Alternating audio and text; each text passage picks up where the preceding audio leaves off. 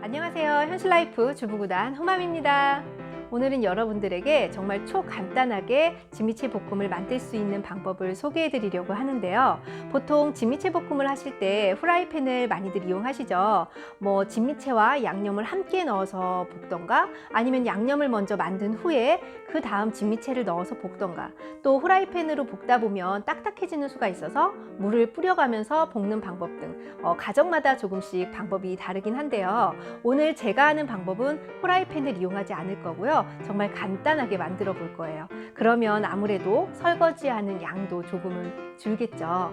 그리고 이 방법은요, 후라이팬을 이용해서 볶지 않기 때문에 진미채의 부드러움을 그대로 유지한 채로 요리가 완성이 된다는 점 또한 장점입니다. 그리고 가정마다 레시피가 조금씩 다를 수는 있는데요. 보통 진미채는 그냥 먹어도 맛있는 재료이기 때문에 너무 레시피에 연연하지 않으시고 본인 기호에 맞게 양념의 양을 조절하시거나 양념 선택을 해주셔도 충분히 맛있게 만드실 수 있습니다.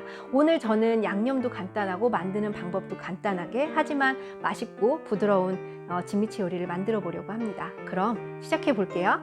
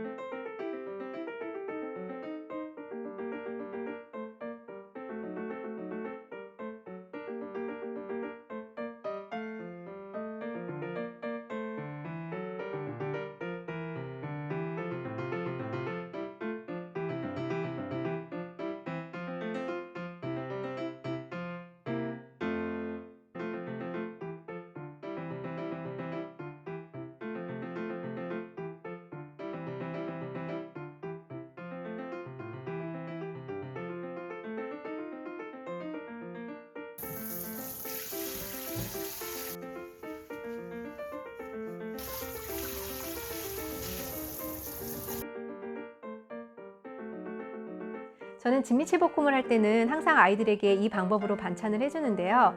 부드럽고 맛도 있으면서 시간 절약까지 되는 아주 간단한 방법이라 여러분들에게 한번 소개시켜 봤습니다.